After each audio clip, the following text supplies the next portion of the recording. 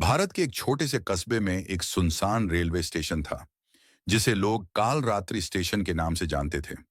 यह स्टेशन वीरान और खामोश रहता था क्योंकि यहाँ ट्रेनें बहुत कम रुकती थीं। गांव वालों के अनुसार स्टेशन पर आत्माओं का साया था। कई लोग इसे भूतिया मानते थे और रात के समय यहाँ जाने से कतराते थे। अजय, एक साहसी युवक और पेशे से इंजीनियर, इस गांव में काम के सिलसिले में आया था। उसे इन भूतिया कहानियों पर यकीन नहीं था। उसके लिए ये सिर्फ अफवाहें थीं जो गांव वाले डर फैलाने के लिए बनाते थे। अजय को एक जरूरी काम के लिए अपने गांव लौटना था। वह देर रात की ट्रेन से यात्रा कर रहा था। दुर्भाग्यवश वह गलती से काल रात्रि स्टेशन पर उतर गया। जब उसने चारों ओर देखा तो पूरा स्टेशन वीरान और अजीब लगा। घना कोहरा चारों ओर छाया हुआ था और ठंडी हवा हड्डियों तक ठिठुरन पैदा कर रही थी। अजय ने सोचा कि अगली सुबह तक स्टेशन पर ही इंतजार कर लेगा। उसने एक बेंच पर बैठने का फैसला किया। तभी प्लेटफॉर्म पर उसे एक बूढ़ा गार्ड दिखा। गार्ड ने उसे चेतावनी दी, यहां रात में मत रुकना, यह स्टेशन सुरक्षित नहीं है, कई लोग यहां गायब हो चुके हैं। अजय गार्ड की बात को हंसी में उड़ाकर बोला, ये सब सिर्फ कहानियां हैं, मैं यहां पूरी रात आराम से रह सकता हूं। रात के 12 बजते ही अजीब घटनाएं होने लगी। अजय को लगा जैसे कोई उसका नाम पुकार रहा हो। उसने चारों ओर देखा लेकिन कोई नहीं था। अचानक उसे दूर से ट्रेन की आवाज सुनाई दी। अजय ने देखा कि एक पुरानी जंग लगी ट्रेन धीरे धीरे स्टेशन पर आ रही है।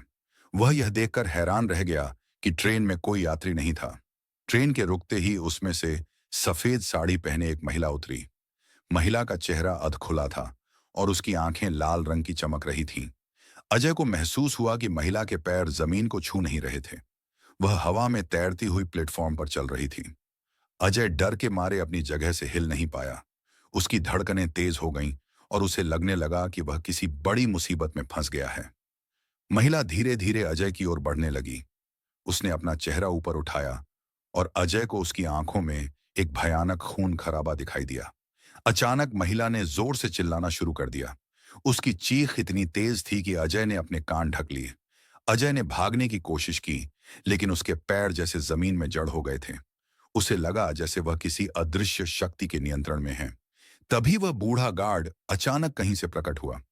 उसने अजय का हाथ पकड़ा और उसे खींचकर स्टेशन के एक छोटे कमरे में ले गया। कमरे में आते ही गार्ड ने दरवाजा बंद कर दिया और अजय को शांत करने की कोशिश की। गार्ड ने उसे बताया, यह स्टेशन भूतिया है। कई साल पहले यहाँ एक भयानक ट्रेन हादसा हुआ था। उस हादसे में सैकड़ों लोग मारे गए थे। उनमें से कई लोगों की आत्माएं अब भी यहाँ भटकती हैं। सफेद साड़ी वाली महिला भी उन्हीं में से एक है। वह उस हादसे में अपने परिवार को खो चुकी थी और अब उनकी तलाश में यहाँ आती है। अजय ने गार्ड से पूछा, लेकिन आप यहाँ क्यों रहते हैं? गार्ड ने उदास होकर जवाब दिया, मेरा काम यहाँ लोगों को चेतावनी देना है, लेकिन बहुत कम लोग मेरी बात मानते हैं। जो मेरी बात नहीं सुनते वे अक्सर गायब हो जाते हैं। अजय ने रात का बाकी समय गार्ड के साथ कमरे में बिताया। बाहर से ट्रेन की सीटी, लोगों की चीखें और अजीबोगरीब आवाजें आ रही थीं। अजय ने उस रात भगवान से प्रार्थना की कि वह इस भयानक जगह से सकुशल निकल सके। सुबह होने पर अजय ने गार्ड का शुक्रिया अदा किया और स्टेशन से बाहर निकलने की कोशिश की। जैसे ही वह गांव के पास पहुंचा, उसने वहां के लोगों को अपनी पूरी कहानी सुनाई। गांव वालों ने उसकी बात सुनने के बाद कहा, यह स्टेशन कई सालों से वीरान है। वहां कोई गार्ड नहीं रहता।